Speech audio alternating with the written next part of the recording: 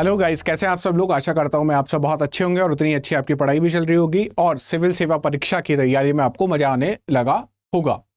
बहुत सारे लोगों की क्वेरी ये थी टेलीग्राम पे, इंस्टाग्राम पे कि सर हमको बैच में एनरोल होना है और बैच में एनरोल कैसे हुआ जाए। साथ ही साथ कुछ लोगों ने मुझसे ये भी पूछा था कि क्या सर इसमें ईएमआई का ऑप्शन अवेलेबल है। तो पहले ईएमआई वाले ऑप्शन की हम लोग बात कर लेते हैं। देखिए, स्टडी आईक्यू डायरेक्टली ईएमआई का ऑप्शन अवेलेबल नहीं है इसके पास, लेकिन आप अगर अपने क्रेडिट कार्ड या अपने बैंक में जाके देखेंगे, उसमें ऑप्शन आएगा क्रेडिट कार्ड का या बैंक का, तो उसमें जाके देखेंगे तो उसमें बहुत सारे ऑप्शंस आपको देखने को मिलेंगे। तो उन ऑप्शंस में आपको ईएमआई का ऑप्शंस मिल जाएगा अगर आपका बैंक प्रोवाइड कराता है। तो अगर आपका बैंक प्रोवाइड नहीं कराता है तो हो सकता है आपको ईएमआई का ऑप्शंस ना मिले, लेकिन मोस्टली बैंक प्रोवाइड कराने लगे हैं through credit card and debit card. तो आप उसमें इजीली ये वाला ऑप्शन चूज कर सकते हैं, ठीक है।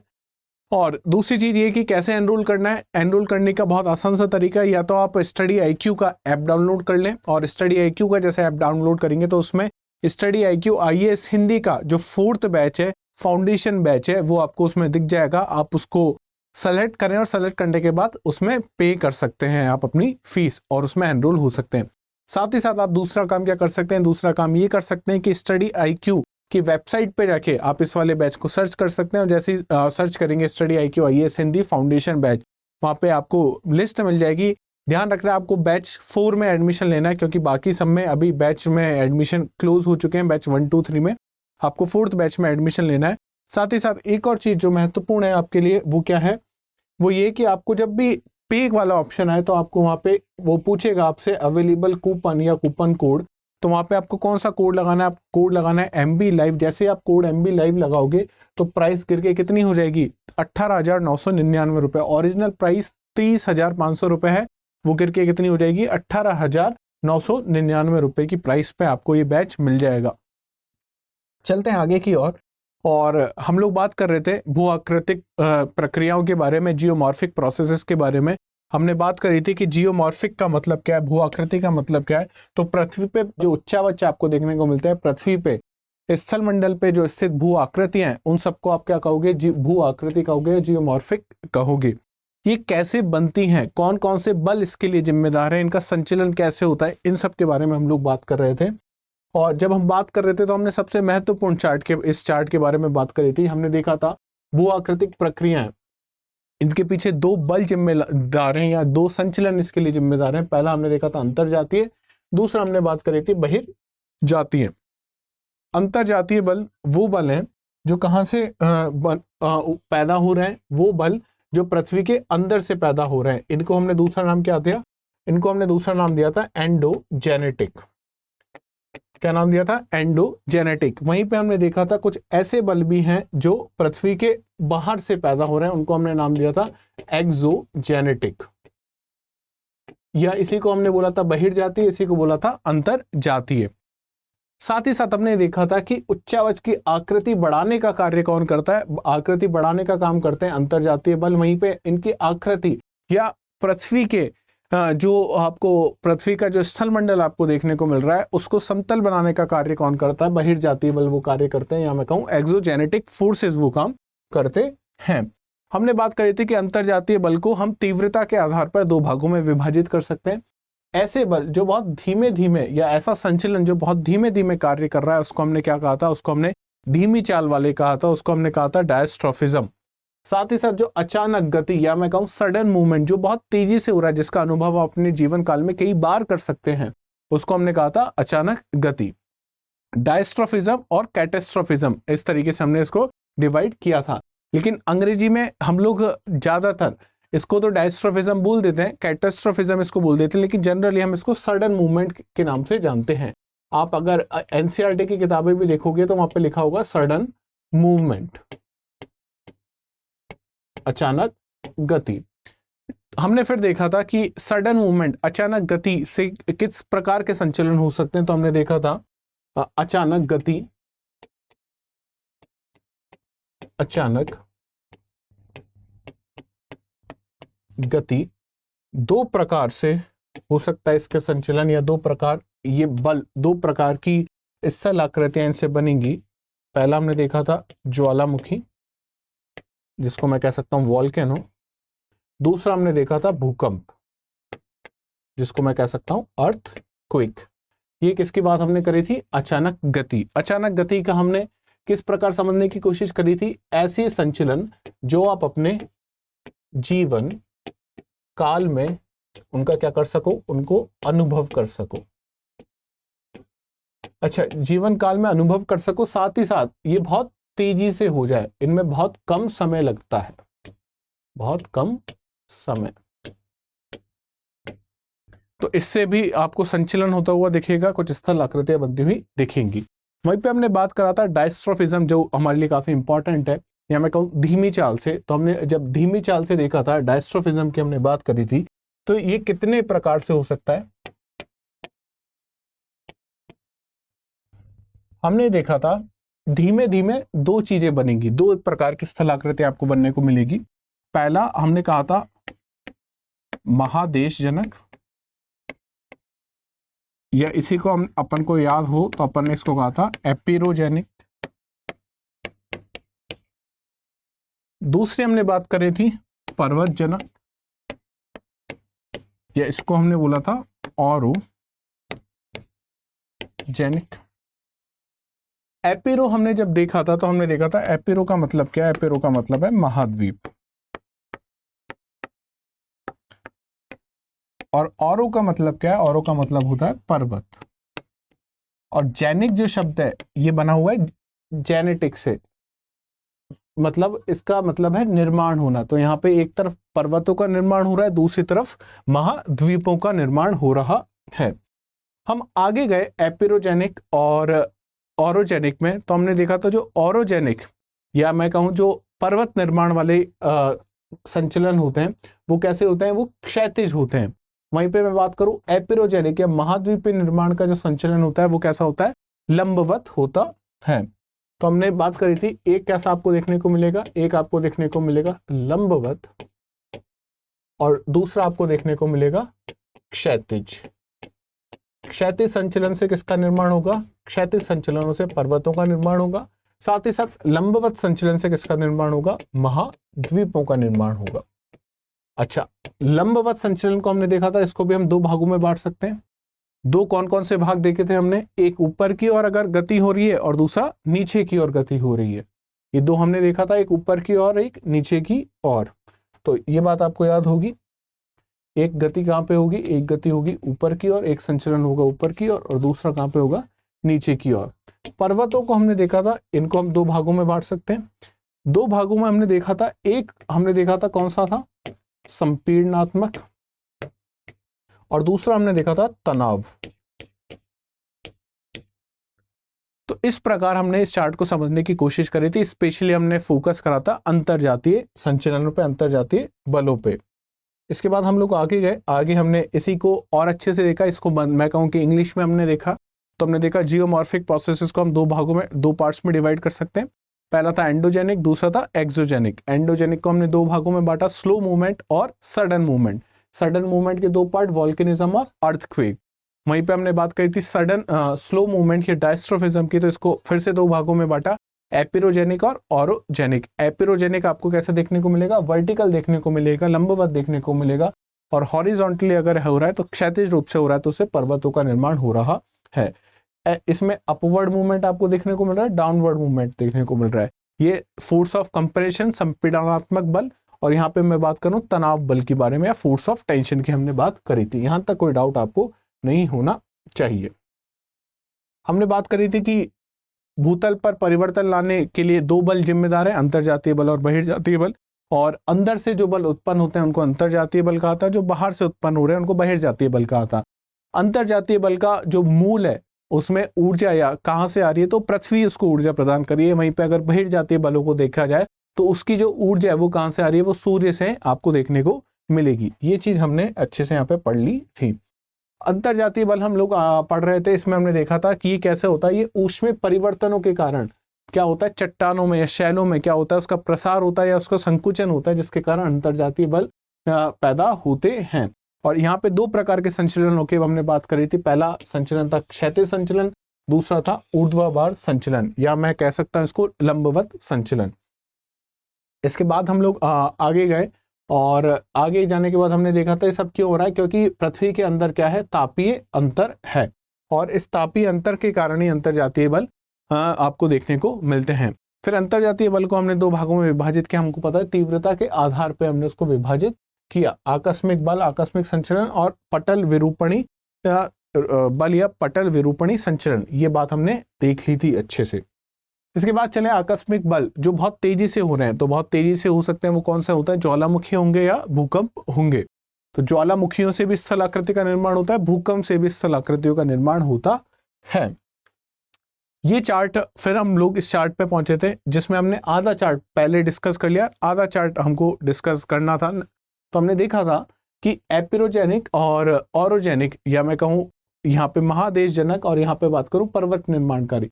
तो जो महादेश जनक है इसमें हमने बात करी थी जो अपवर्ड मूवमेंट है, जो ऊपर की ओर है, इसको हमने कहा था ऊपरी मुखी बल, या इसी को कहा था अपवर्ड फोर्स, या इसको हिंदी में इसके लिए बहुत अच्छा जो शब्द है वो हमने यहाँ पे प्रयोग किया था, वो क्या था, वो था निर्गमन। निर्गमन, और इसको इंग्लिश में कहा जाता है इमरजेंस। वहीं पे आप यहाँ पे देखोगे जो डाउनवर्ड है या अधोमुखी है उसके लिए निमज्जन, और निमज्जन को हिंदी में क्या कहा जाता है, सबमर्जेंस कहा जाता है। तो ये दोनों शब्द आपको पता होने चाहिए, निमज्जन क्या होता है और निर्गमन क्या होता है। वहीं पे पर्वत निर्माण कार्य की हमने जब बात करी थी तो हमने देखा था दो प्रकार, एक तो टेंशन था, दूसरा संपीड़नात्मक था, कंप्रेशनल फोर्स था। तो जो टेंशन है उसकी वजह से आपको क्या देखने को मिलेगा, सबसे पहले उसकी वजह से होगा भूतल का विभंग होगा, क्रिस्टल में क्या होगा, फ्रैक्चर आ जाएगा। अब क्या होगा क्रिस्टल में फ्रैक्चर, वो अभी हम देखेंगे आगे। साथ ही साथ जैसे फ्रैक्चर आएगा, फ्रैक्चर होने के बाद क्या होगा, दो चीजें आपको देखने को मिलेंगी। छोटा अगर फ्रैक्चर है तो उसको आप क्रैक कहोगे, और बड़ा हो गया तो उसको आप भ्रंशन कहोगे या फॉल्टिंग कहोगे। वहीं पे दूसरा अगर बल लग रहा है, संपीड़नात्मक बल लग रहा है, तो उसमें भी क्या होगा, सबसे पहले भूपटल का बंकन होगा, भूपटल बांका हो जाएगा, मतलब मुड़ जाएगा, इसको कहा जाता है क्रिस्टल बेंडिंग, वो बेंड हो जाएगा, सीधा था वो क्या हो गया, बेंड हो गया। और कैसे होगा, ये दो प्रकार से आपको देखने को मिलेगा, पहला रैपिंग जिसको हमने संवलन कहा था, और दूसरा वलन हमने कहा था जिसको हमने फोल्डिंग कहा था। रैपिंग भी दो तरीके की होती है, अपवर्ड रैपिंग होती है, डाउनवर्ड रैपिंग होती है, वो भी हम आज देख लेंगे क्या होता है। लेकिन ये चार्ट आपके लिए बहुत इंपॉर्टेंट है और मैंने ये कहा था कि ये चार्ट आपको याद हो जाना चाहिए। क्यों याद होना चाहिए, क्योंकि मुख्य परीक्षा में ये चार्ट आपको अपनी कॉपी में बनाना है। तो ये चार्ट उम्मीद करता हूं आपने याद कर लिया होगा।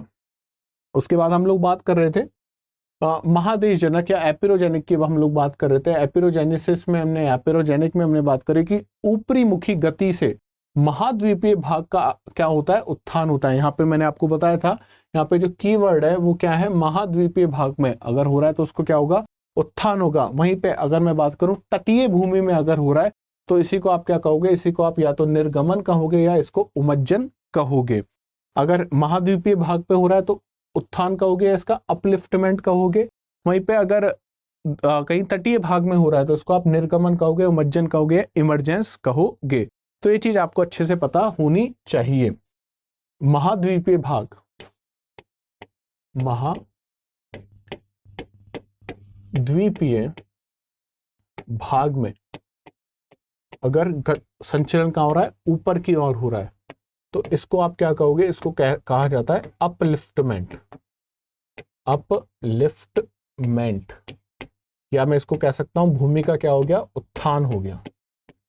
और वहीं पे यही चीज अगर तटीय भूमि पे हो रही हो, तटीय भूमि पे हो रही हो, तो इसको आप क्या कहोगे, इसको आप कहोगे इमरजेंस, या दूसरा चीज इसको हमने क्या नाम दिया था, जैसे हमने उसको बोला था उत्थान, इसको बोला है निर्गमन, या इसको कहा है उमज्जन। तो इसको उमज्जन हम लोग कह सकते हैं, या दूसरा इसके लिए शब्द है निर्गमन।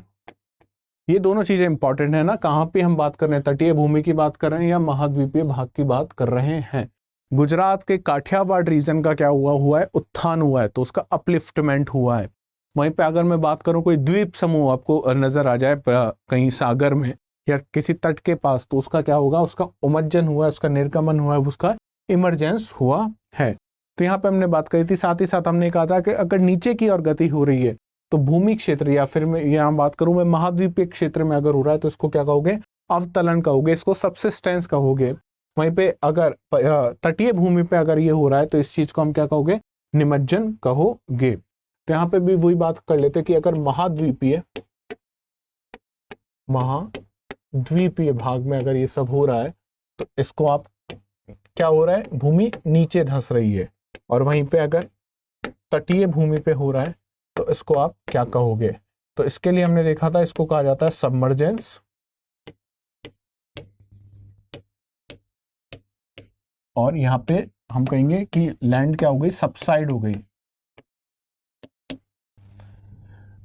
इसको अवतलन कहेंगे, और यहाँ पे हम बात करेंगे निमज्जन की।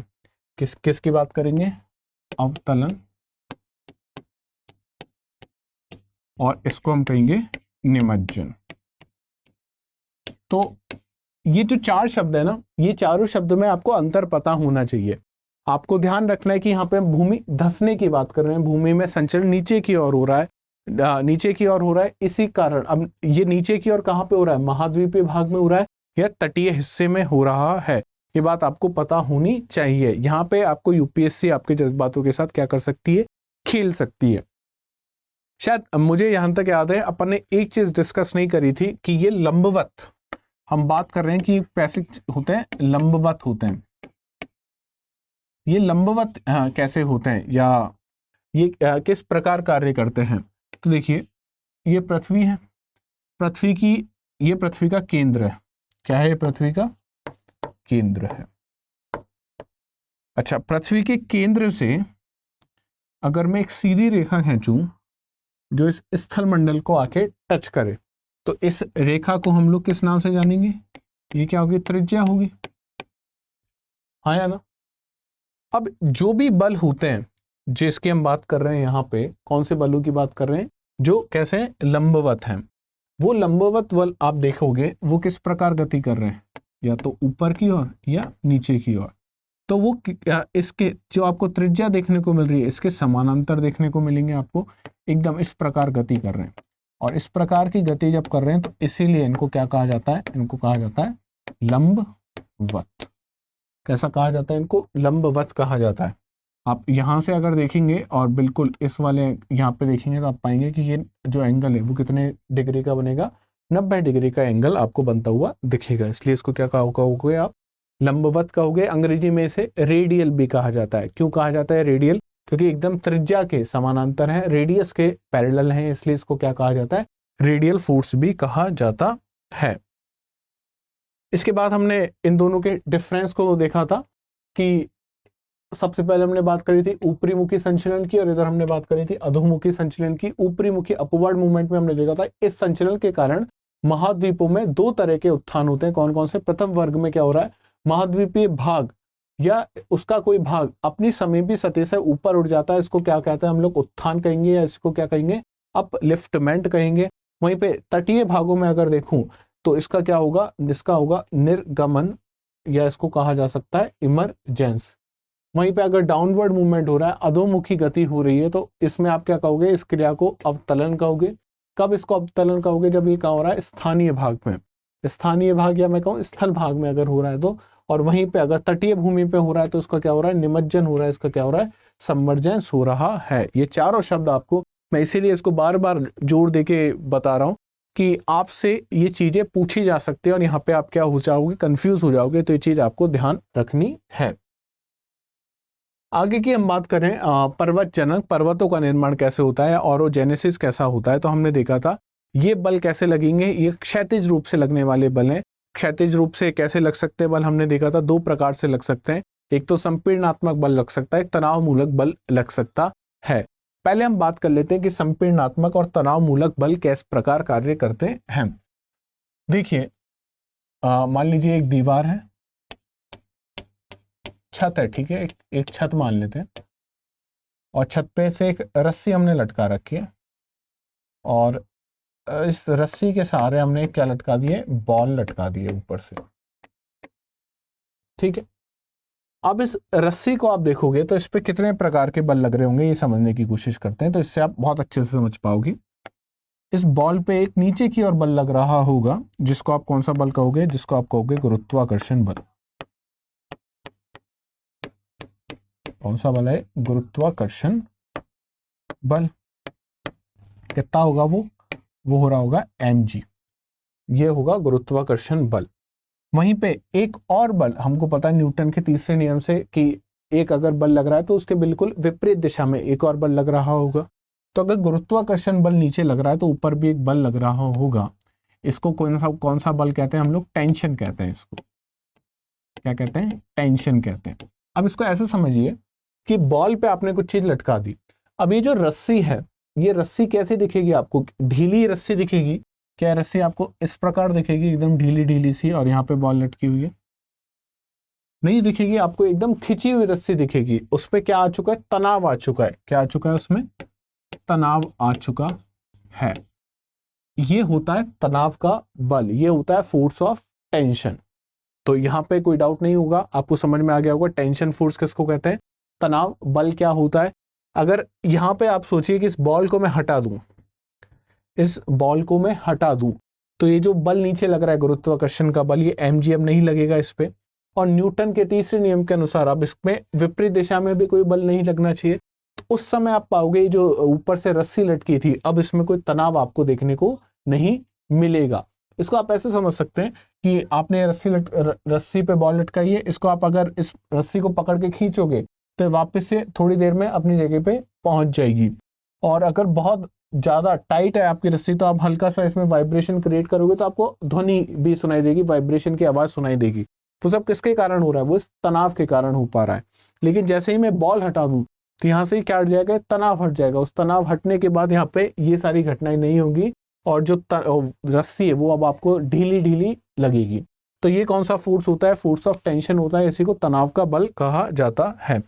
अब संपीड़नात्मक बल क्या होता है? हालांकि ये आप जानते हैं कि संपीड़नात्मक बल क्या होता है, लेकिन फिर भी मैं आपको एक बार और यहाँ पे बता देता हूँ। मान लीजिए ये दो प्लेटें हैं और ये एक दूसरे के समीप आना चाह रही हैं, और यहाँ पे क्या है? बहुत सारे अवसाद जमा हो रखे हैं। अब ये जैसे जैसे ये दोनों प्लेटें आगे की ओर गति करेंगी, जैसे जैसे ये प्लेटें क्या करेंगी? आगे की ओर गति करेंगी, इन अवसादों पे बल लगेगा या नहीं लगेगा?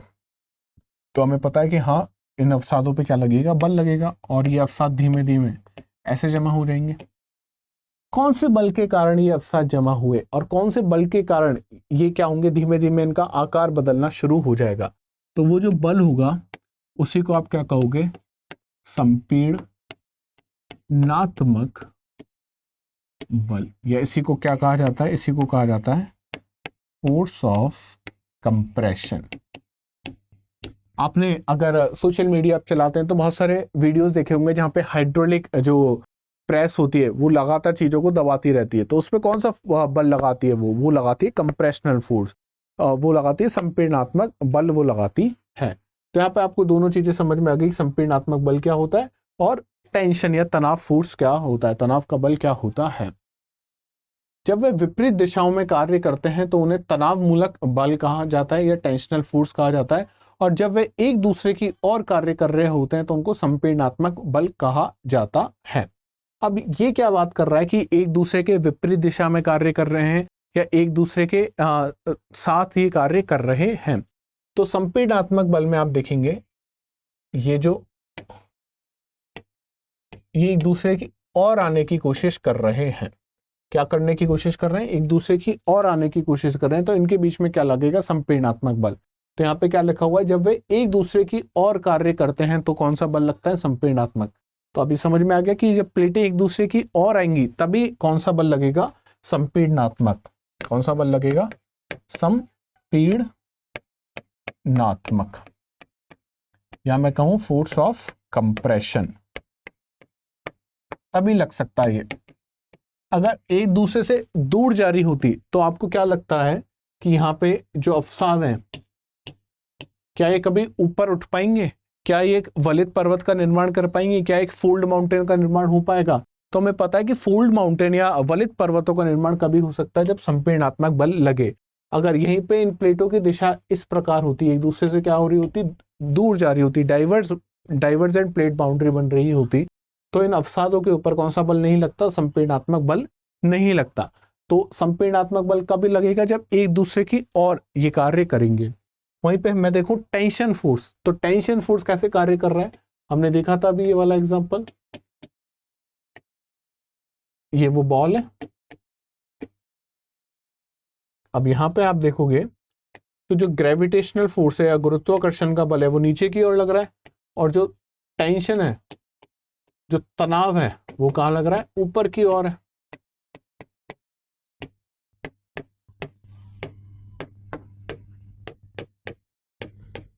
तो आप देख पा रहे हो गुरुत्वाकर्षण बल और तनाव जो बल है वो एक दूसरे के क्या कर रहे हैं? विपरीत दिशा में कार्य कर रहे हैं, एकदम एक दूसरे के अपोजिट डायरेक्शन में लोग कार्य कर रहे हैं।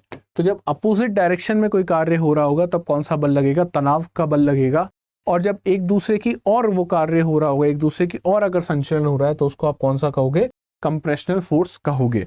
अब इसने बता रखा है तनाव मूलक बलों के कारण क्या होता है? पृथ्वी की भूपरपटी में चटकन, क्रैक आते हैं, दरारें बनती हैं, साथ ही साथ भ्रंश उत्पन्न होते हैं। वहीं पे अगर संपीड़नात्मक बल लग रहा है तो वलन बनेंगे, फोल्डों का निर्माण होगा।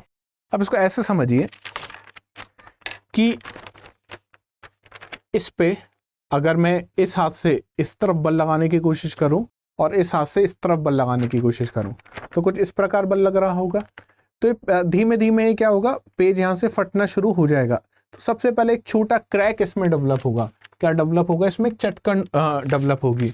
अगर वो चटकन बड़ी हो गई तो क्या बन जाएगा? वो बन जाएगा दरार बन जाएगा, और बड़ी हो गई तो क्या बन जाएगा? भ्रंश बन जाएगा, वो फॉल्ट बन जाएगा। तो इसी प्रकार बनेगा। इसके लिए कौन सा बल जिम्मेदार है? इसके लिए टेंशन फोर्स जिम्मेदार है। अगर ये इस प्रकार खींचे हुए बल नहीं लगेगा, इस प्रकार अगर टेंशन का फोर्स नहीं लगेगा, इस प्रकार एक दूसरे के विपरीत दिशा में बल नहीं लगेगा, तनाव मूलक बल नहीं माना जाएगा।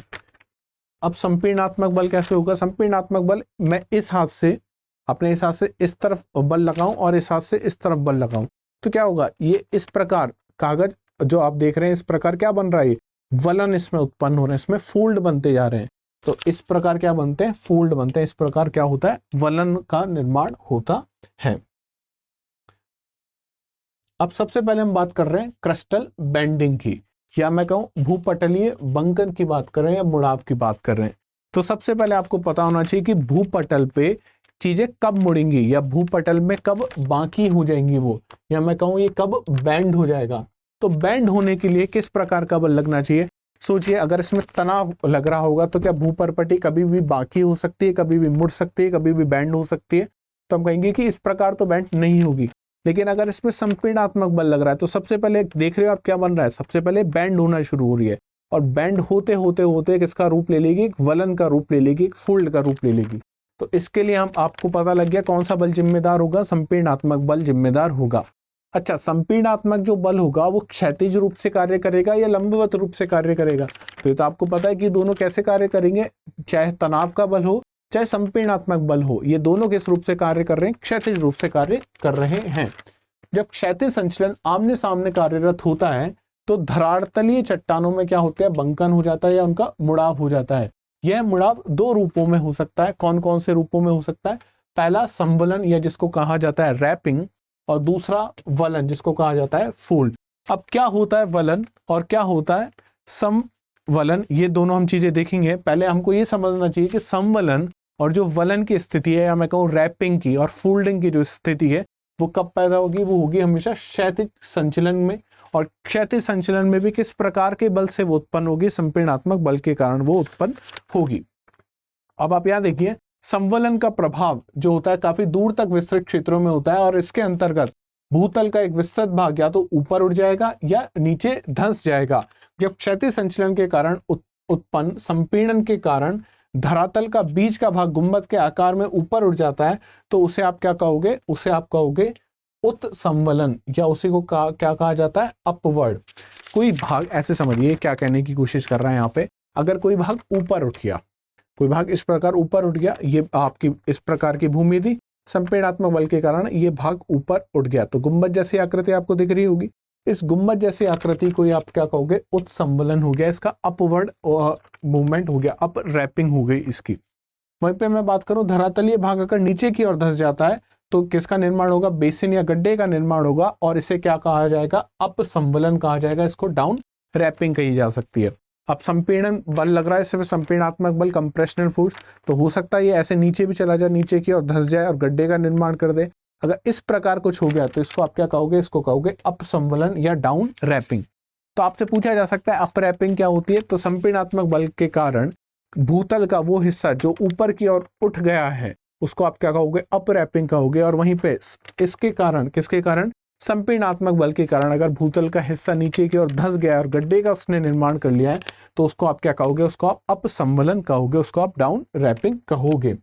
जब धरातलीय चट्टानों में ऊपर उठने या नीचे धंसने की क्रिया हजारों किलोमीटर तक की लंबाई में होती है तो उसे क्या कहा जाता है, वृहद संवलन कहा जाता है। तो हमने 3 चीजें सीखी।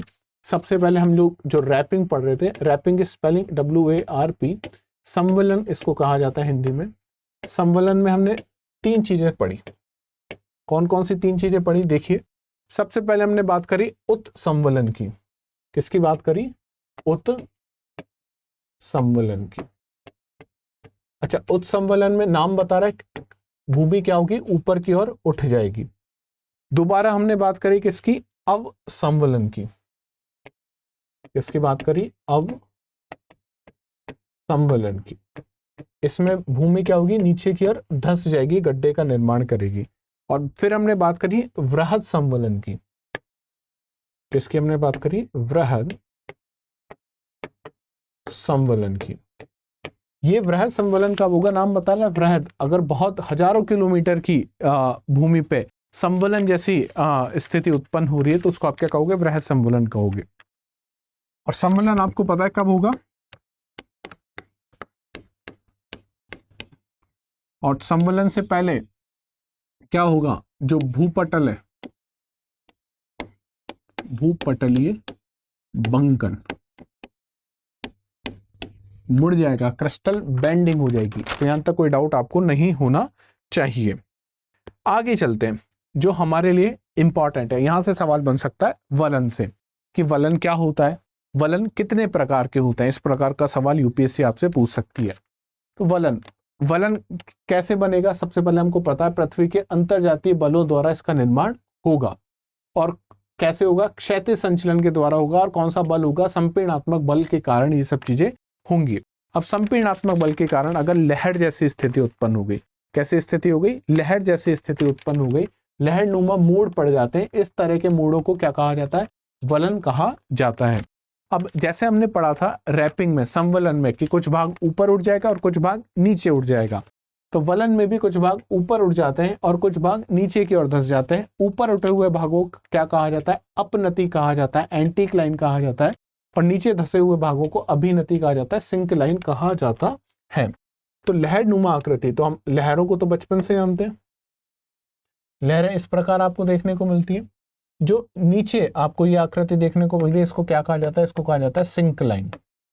क्या कहा जाता है, इसको सिंक लाइन। और ये जो ऊपर उठी हुई आकृति है, इसको कहा जाता है एंटी क्लाइन। क्या कहा जाता है, एंटी क्लाइन। सिंक लाइन और एंटी क्लाइन, अपनति और अभिनति, अपनति और अपनति, ये वाला हिस्सा और ये वाला हिस्सा, इसको आप क्या कहोगे, अभिनति। देखो जो अगर आपका भूगोल वैकल्पिक विषय ज्योग्राफी आपका ऑप्शनल सब्जेक्ट है तो वहां पे हम लोग ये सिंक्लाइन जो है ना, ये हमारे लिए बहुत इंपॉर्टेंट है। उसमें हम लोग थ्योरी पढ़ते हैं, बहुत सारी थ्योरी ऑफ जियो सिंक्लाइन। लेकिन आपको सिर्फ यहाँ पे जीएस में, सामान्य अध्ययन में आपको सिर्फ ये पता होना चाहिए सिंक्लाइन क्या होता है। देखो सिंक्लाइन का वैसे बहुत महत्वपूर्ण योगदान होता है। जो हिमालय और प्रायद्वीपीय पठार के बीच में जो खाली जगह बची थी, ये मान लीजिए हिमालय है, यहाँ पे हिमालय ऊपर उठी हुई स्थिति है, कौन सी, अपनति की स्थिति। यहाँ पे प्रायद्वीपीय पठार थे, इन दोनों के बीच में इस प्रकार की एक सिंक्लाइन थी, इसको जियो सिंक्लाइन कहा जाता है। और यहाँ पे बाद में यहाँ से जो नदियां थी वो बहुत सारे अवसाद लेके आई और इन अवसादों को यहाँ पे जमा किया गया और उन अवसादों से जो विशाल मैदान आपको आज बने हुए देखने को मिलते हैं। भारत के जो विशाल मैदान है वो यहीं पे सिंक्लाइन में बने हुए हैं। ये इंडियन ज्योग्राफी में हम लोग थोड़ा सा रेफरेंस लेके वो इसका चलेंगे, लेकिन बाकी आपको ये पता होना चाहिए कि सिंक्लाइन क्या होता है, एंटीक्लाइन क्या होता है, कौन से बल के कारण होता है, संपीड़नात्मक बल के कारण होता है, क्षैतिज गति के कारण ये सब चीजें हो रही हैं, अंतरजातीय बलों के कारण ये सब चीजें हो रही हैं। जब क्षैतिज और स्पर्श रेखीय बल परस्पर आमने सामने की ओर कार्य करते हैं तो फलस्वरूप चट्टानों में क्या कौन सी स्थिति उत्पन्न हो गई, संपीड़नात्मक लहरनुमा मूड बन गए और अपने स्तर पर क्या बन गए, मुड़ने लग गए और अपनति और अभिनति का निर्माण इसमें हो चुका है। ये होती है अपनति और ये होती है अभिनति। अपनति आप देख पा रहे हो, ऊपर उठा हुआ जो हिस्सा है इसको क्या कहोगे, अपनति कहोगे, और इसी को क्या कहा जाता है, इसी को कहा जाता है एंटीक्लाइन। और वहीं पे अभिनति की बात करा जाए तो इसको कहा जाता है सिंक्लाइन। तो कोई डाउट आपको नहीं होगा, ये बहुत बेसिक सी चीज है, बस आपको पता था उस लहर में एक ऊपर उठा हुआ हिस्सा होता है, एक नीचे उठा हुआ हिस्सा होता है, लेकिन ज्योग्राफी में इनको कुछ अलग नामों से जाना जाता है, वो आपने देख लिया। अब ये एक फोल्ड है, या मैं कहूँ ये एक वलन है। इस वलन में आप देख रहे हो ये है अपनति और ये है अभिनति, ये है एंटीक्लाइन और ये है सिंक्लाइन। अब आपको कुछ कुछ चीजें पता होनी चाहिए, हालांकि सामान्य जो अध्ययन है उसमें ये सब चीजें बहुत ज्यादा इंपॉर्टेंट नहीं है, लेकिन फिर भी इस डायग्राम के रूप में मैं आपको बता देता हूँ कि ये जो दो भाग आपको देखने को मिल रहा है इनको कहा जाता है लिम्ब, भुजाएं कहा जाता है वलन की। साथ ही साथ इन दोनों के बीच में आपको एक्सिस देखने को मिल रहा है, जो आपको अपनति पे देखने को मिल रहा है इसको कहा जाता है अपनतीय अक्ष, और जो आपको अभिनति पे देखने को मिलेगा उसको उसके बिल्कुल बीचों बीच में उसको क्या कहा जाएगा, उसको अभिनतीय अक्ष कहा जाएगा। और यहाँ पे सिर्फ ये दोनों चीजें हैं, इसको अपनतीय अक्ष कहते हैं, इसको अभिनतीय अक्ष कहा जाता है। इसमें आपको एक तल देखने को भी मिला है, इसको अक्षीय तल कहा जाता है, तो अक्षीय तल भी आपको अपनतीय अक्षीय तल देखने को मिलेगा, साथ साथ अभिनतीय अक्षीय तल भी आपको देखने को मिलेगा। तो डायग्राम जब आप बनाएंगे अपनी कॉपी में तो डायग्राम में कुछ कुछ चीजें आपको लिखनी होनी चाहिए। क्या क्या लिखा होना चाहिए, अभिनति लिखा होना चाहिए, आपको अपनति लिखा होना चाहिए। अपनति में बिल्कुल बीच में आपको जो ऊपर उठा हुआ हिस्सा है इसके बिल्कुल बीच में ये वाला जो हिस्सा है इसको आप क्या कहोगे, अपनति अक्ष कहोगे। वहीं पे अभिनति में आपको देखने को मिलेगा, इसको आप क्या कहोगे, अभिनति अक्ष कहोगे। वहीं पे अगर मैं इसको काट दूं तो एक क्या बन जाएगा, एक तल बन जाएगा, अक्षीय तल जिसको कहा जाता है। तो अभिनति अक्षीय तल बन जाएगा और एक तरफ अपनति अक्षीय तल का निर्माण हो जाएगा। तो ये आपको डायग्राम है, इस प्रकार से भी आप बना सकते हो कि आपको अवयव देखने को मिल रहे हैं, यहाँ पे ये अक्षीय सतह आपको देखने को मिल रही है, और ये काज लाइनें, ये काज लाइनें मतलब है वलन की जो रेखा है वो आपको देखने को मिल रही हैं।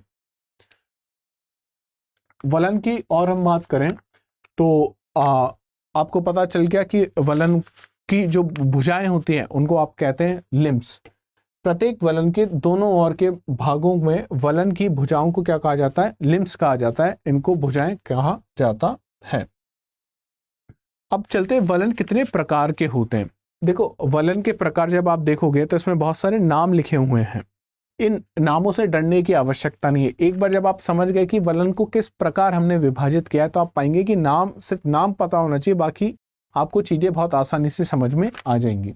तो पहला जो वलन है इसको कहा जाता है सममित वलन, दूसरा असममित वलन, फिर तीसरा है एक द्विघ्न वलन, समनत वलन और परिवलित वलन।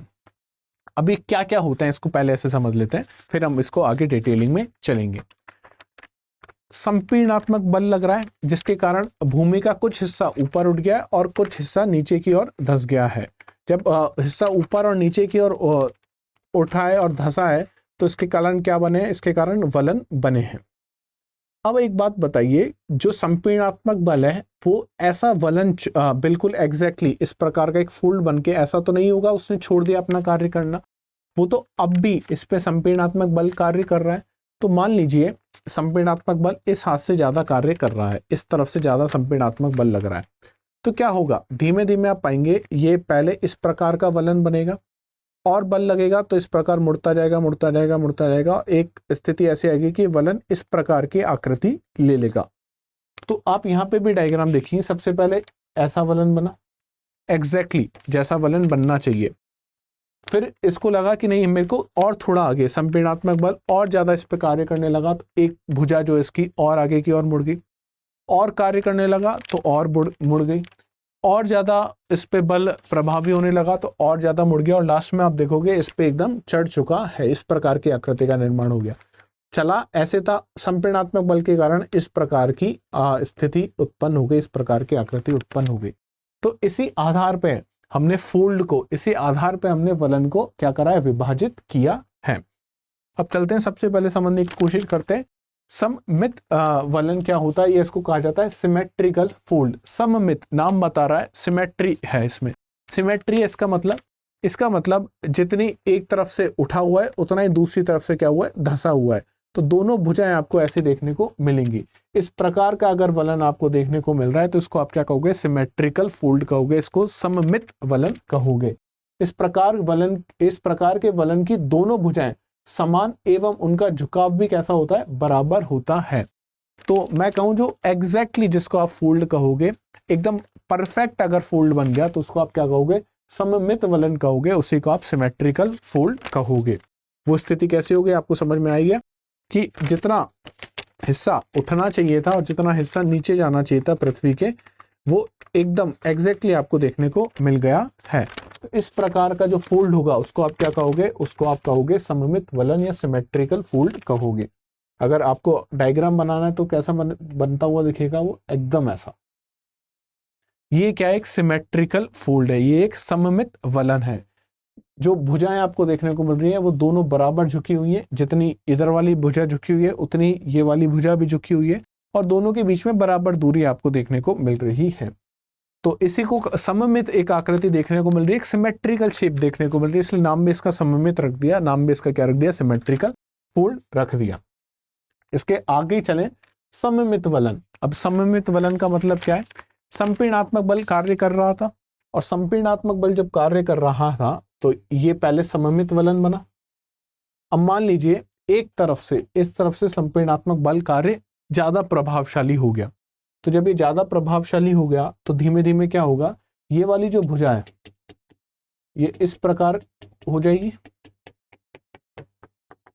तो इस वाली भुजा का आप देख रहे हैं झुकाव जो है वो ज्यादा हो चुका है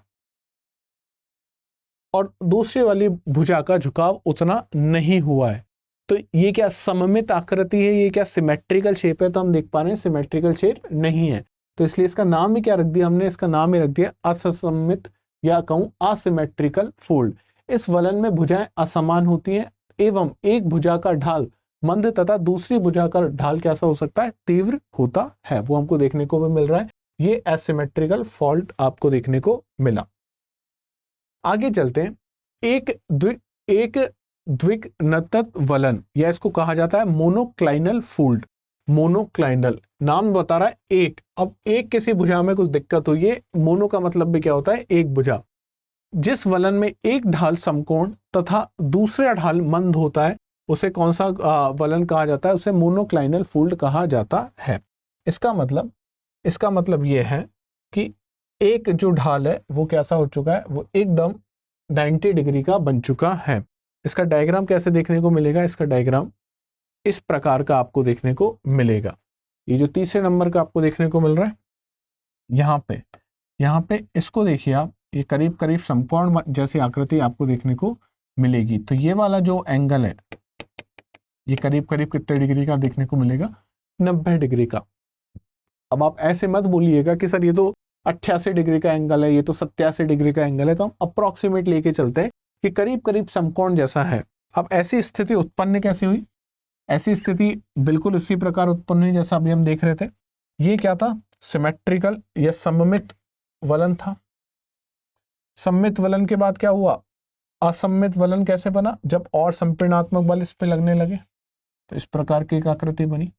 अब और अगर संपीड़नात्मक बल लग गया तो इस प्रकार की स्थिति उत्पन्न हो गई। तो एक और एकदम 90 डिग्री का कोण इसने बना लिया। इस प्रकार के वलन को क्या कहोगे, मोनोक्लाइनल फोल्ड कहोगे। क्या कहोगे, मोनोक्लाइनल फोल्ड। आगे की ओर चलते हैं। नेक्स्ट जो टाइप है फोल्ड का वो है समनत वलन या मैं कहूं आइसोक्लाइनल फोल्ड। नाम बता रहा है कैसा है, समनत वलन है। इस वलन में पार्श्ववर्ती भुजाएं ऊर्ध्वाधर रूप के समानांतर हो जाती हैं। अब भुजाएं कैसी हो चुकी हैं, और ज्यादा झुक चुकी हैं, अब एक दूसरे के समानांतर आपको देखने को मिलेंगी करीब करीब। इसका एग्जाम्पल मैं आपको बता देता हूँ, इसका डायग्राम आपको कैसे देखने को मिलेगा। वापस से हमारे फर्स्ट वाले डायग्राम में चले हम लोग, तो ये वाला जो आपको देखने को मिल रहा है, ये करीब करीब जो भुजाएं समानांतर होती जा रही हैं, तो इस प्रकार के वलन को आप कौन सा वलन कहोगे? आइसोक्लाइनल फोल्ड इसको कहोगे। क्या कहोगे? आइसोक्लाइनल फोल्ड इसको कहोगे। और दूसरी समस्या इसमें क्या होती है, भुजाएं एक दूसरे के समानांतर तो हो गई, लेकिन भुजाएं एक दूसरे के बहुत नजदीक भी आ जाती हैं। भुजाएं क्या हो गई? एक दूसरे के बहुत नजदीक आ गई हैं। इस प्रकार आप अच्छे से समझ पाएंगे, भुजाएं एक दूसरे के क्या आ चुकी है? समीप आ चुकी है। समानांतर तो है करीब करीब, और एक दूसरे के क्या बहुत नजदीक आ चुके हैं। जब एक दूसरे के बहुत नजदीक आ गई तो अब इनमें क्या संभावना रहती है कि ये क्या हो जाएंगी? ये टूट जाएंगी। इनमें टूटने की संभावना जो है वो काफी बढ़ जाती हैं। और आगे चले, जो लास्ट होता है परिवलित वलन, या इसको कहा जाता है रिकम्बिनेंट फोल्ड। इसमें अब आप समझ पा रहे हैं कि कैसे कैसे जो दूसरी भुजा है वो पहले वाली भुजा पे कैसे कैसे ऊपर की ओर चढ़ती जा रही है, उसके ऊपर बढ़ती जा रही है। तो दोनों के बीच में क्या होगा? एक तो दूरी कम होती जा रही है, और एंगल जो दोनों के बीच में क्या हो रहा है? लगातार बढ़ता जा रहा है। अब रिकॉम्बिनेंट फोल्ड में आप देख रहे हैं कि जो भुजा है ये और आगे की ओर बढ़ चुकी है। अब इनका जो कोण है वो इस प्रकार आपको देखने को मिलेगा। पहली भुजा ये इसके समानांतर हुई थी, अब और ज्यादा इसके करीब चली जाएगी। और लास्ट जो आप देखोगे, जिसको क्या कहा जाता है? ग्रीवा खंड कहा जाता है, या इसको अंग्रेजी में कहा जाता है नापे, जिसको कहते हैं। नापे में क्या होगा? जो दूसरी वाली भुजा है वो पहली वाली भुजा से आगे चली जाएगी। इस प्रकार स्थिति थी, पहले दोनों भुजाएं इस प्रकार थी, होते होते इस प्रकार हो गई। अब क्या होगा? जो पहले वाली भुजा थी वो दूसरी भुजा से और आगे की ओर चली जाएगी। तो ये आप देख रहे हैं स्थिति, ये पहले वाली भुजा ये रही, और दूसरी वाली भुजा इससे भी आगे निकल गई। इस प्रकार की आकृति उत्पन्न हो जाती है। इसी को क्या कहा जाता है? ग्रीवा खंड कहा जाता है। इसी को क्या कहा जाता है? नापे कहा जाता है। आपके दिमाग में क्या होना चाहिए जो इसमें सबसे इंपॉर्टेंट है? आपके दिमाग में ये वाला डायग्राम होना चाहिए जो हमने सबसे पहले देखा था जब हम टाइप्स ऑफ फोल्ड देख रहे थे। वो वाला डायग्राम आपके दिमाग में होना चाहिए, जिससे आप ये समझ पाएंगे कि हमने किसके आधार पे वलनों को इतने भागों में विभाजित किया है। पहले वाली भुजा एकदम दूर दूर है, और अब क्या होगा? जैसे जैसे वलन का फोल्ड आगे बढ़ता जाएगा, इस प्रकार की आकृति होती इनकी चली जाएगी। ये सिमेट्रिकल फोल्ड है, और सिमेट्रिकल फोल्ड से जैसे जैसे आगे चलेंगे इस प्रकार की स्थिति आपको देखने को मिलेगी। इसी आधार पर हमने वलनों को विभाजित किया है। इनके नाम आपको पता होना चाहिए। नाम पता होने के साथ साथ ये वाला डायग्राम आपको अच्छे से पता होना चाहिए कि कौन सा किसका नाम है। आपको ये बहुत अच्छे से पता लग जाएगा सम्मित और असम्मित क्या है, ये दोनों बहुत आसानी से पता लग जाएगा। लेकिन नीचे वाले जो हैं ये आपको एग्जैक्टली पता होना चाहिए कि कहाँ पे दोनों भुजाएं, दोनों जो लिम्ब्स हैं वो एक दूसरे के समानांतर हो गई हैं या पैरेलल हो चुकी हैं। कहाँ पे एक से पहले नंबर की भुजा से दूसरे नंबर वाली जो भुजा है वो आगे की ओर बढ़ गई है, उसको नापे हम लोग कह रहे हैं। ये सारी चीजें आपको क्या होनी चाहिए? पता होनी चाहिए। नेक्स्ट ये थे हमने वलन हमने पढ़े। उसके बाद हम बात करते हैं लास्ट समवलन की, रैपिंग की। रैपिंग हालांकि हमने पढ़ लिया, रैपिंग में हमने 3 भाग देखे थे, लेकिन इसकी एक और डेफिनेशन है जो मेरे को लगता है आपको बता देनी चाहिए। समवलन का निर्माण वलन की भांति ही होता है। तो समवलन और वलन, इसीलिए मैंने समवलन को बहुत ज्यादा समय नहीं दिया, वलन को ज्यादा समय दिया, क्योंकि वहां से क्वेश्चन भी बनते हैं, हमारे लिए वो ज्यादा इंपॉर्टेंट है। परंतु वलन की तुलना में इनका प्रभाव अधिक व्यापक क्षेत्र पे होता है। यही दोनों के बीच का डिफरेंस है। जो वलन आपको देखने को मिलेंगे वह छोटे क्षेत्र में देखने को मिलेंगे, जबकि समवलन जो रैपिंग आपको देखने को मिलेगी वो काफी बड़े क्षेत्र में आपको देखने को मिलेगी, विस्तृत भाग में आपको देखने को मिलेगी। अब या तो ये ऊपर उठ जाएगा या ये नीचे धंस जाएगा। जो ऊपर उठ जाएगा उसका नाम क्या है आपको पता है, और नीचे धंस जाएगा उसका नाम क्या है? इसका नाम है उत्समवलन और इसका नाम है अवसमवलन। तो दोनों में कोई डाउट नहीं होना चाहिए। तो आप पाएंगे इस वाले चार्ट में हम लोग कहां पे पहुंच चुके हैं। हमने वलन समवलन तक हमने कंप्लीट कर लिया है। तो इस वाले चार्ट में आप देखेंगे कि हम लोग समवलन खत्म कर चुके हैं, हम वलन खत्म कर चुके हैं। अब हमारे पास क्या बचा है? हमारे पास भूतल का क्या बचा है? विभंग बचा है। उसके बाद हमने क्रैकिंग पढ़नी है और भ्रंशन पढ़ना है। यहाँ पे भी आप पाओगे कि हम लोग चटकन या क्रैकिंग पे बहुत ज़्यादा जोर नहीं देंगे, इसको बहुत सुपरफिशियली ऊपर ऊपर से देखेंगे। जो हमारा मेन फोकस रहेगा वो इसमें फॉल्टिंग में रहेगा, या मैं कहूँ ब्रंशन में रहेगा। तो यहाँ से हम लोग हमारी नेक्स्ट क्लास में शुरू करेंगे, और नेक्स्ट क्लास में ये दोनों खत्म करने के साथ साथ ही जो बहिर्जातीय बल है उनका सिर्फ ओवरव्यू अभी लेंगे, क्योंकि उसके लिए हम लोग आगे नेक्स्ट चैप्टरों में बहुत अच्छे से पढ़ेंगे। तो एक बार सिर्फ ओवरव्यू उसका लेते हुए चलेंगे। तो ये जो पूरा चार्ट है ये हमने पूरा खत्म कर लिया। हमारे पास सिर्फ 2 चीजें बची हैं, चटकन और भ्रंशन। ये दोनों चीजें हम लोग नेक्स्ट क्लास में पढ़ेंगे। क्लास की PDF आपको टेलीग्राम चैनल पे मिल जाएगी, उसके लिए परेशान ना हुए आप। बहुत सारे मैसेजेस आ रहे हैं कि सर चैनल पे PDF नहीं आ रही, तो कई बार होता है कि कुछ डिले हो जाता है 1-2 क्लास का, तो परेशान ना हुआ कि टेलीग्राम पे ही मेरे को देनी है, मेरे को बचा के नहीं रखनी क्लास की PDF। एक फिर से एक रिमाइंडर कि बैच 4 शुरू हो रहा है। कब शुरू हो रहा है? 22 अप्रैल को शुरू हो रहा है। क्या बात ध्यान रखनी, बात ये ध्यान रखनी कि जब भी कोर्स लें तो कौन सा कोड यूज करें? कोड यूज करना है आपको MB लाइफ। तो कल मिलते हैं चटकन और भ्रंशन के साथ। तब तक आपको क्या करना है, आपको चीजें रिवाइज करनी है, आपको नोट्स बनाने हैं, आपको डायग्राम बनाने। फोल्डिंग वाला जो डायग्राम जो आपने फर्स्ट में देखा था वो डायग्राम आपको पता होना चाहिए, साथ ही साथ उसके नाम पता होना चाहिए। एक बार आप डायग्राम से देखोगे और साथ में परिभाषा पढ़ोगे तो आप पाओगे कि बहुत आसान है। सिर्फ चीजों का हवा बनाया हुआ है कि इतनी मुश्किल है। बस हमको क्या करना है, मुड़ते हुए आगे बढ़ता जाना है। पहले सम्मिलित और थोड़ा सा आगे बढ़ा असम्मिलित, फिर धीमे धीमे धीमे धीमे इस प्रकार आगे बढ़ते हुए चलना है। यही वलन के प्रकार है और कोई इसमें ऐसी रॉकेट साइंस जैसी स्थिति नहीं है। तो मिलते हैं कल चटकन और भ्रंशन के साथ। तब तक आप अपना ध्यान रखिए, स्वस्थ रहिए। जय हिंद, जय भारत।